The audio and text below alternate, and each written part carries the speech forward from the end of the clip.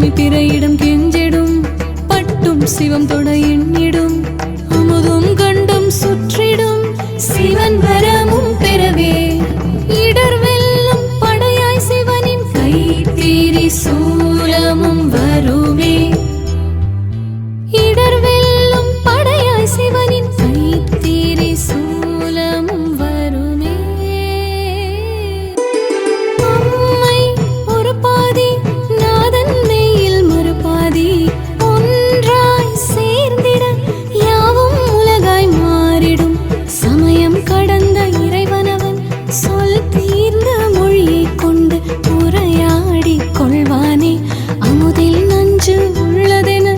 தேவர் யாவரும் கூறிடவே தமிழ் அமிழ்தை தந்தானே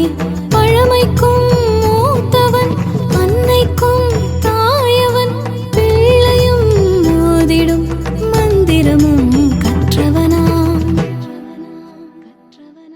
சொல்லில் சிக்கிக்கொள்ள கவித்துவமே விண்ணாய் விரிகின்ற நடுவிலுமே பௌர்ணமி பிறையிடம் கிரியில் கிரீடம் சூடிய ராஜகிரி கிரிக்கு தலைநகரான கைலகிரி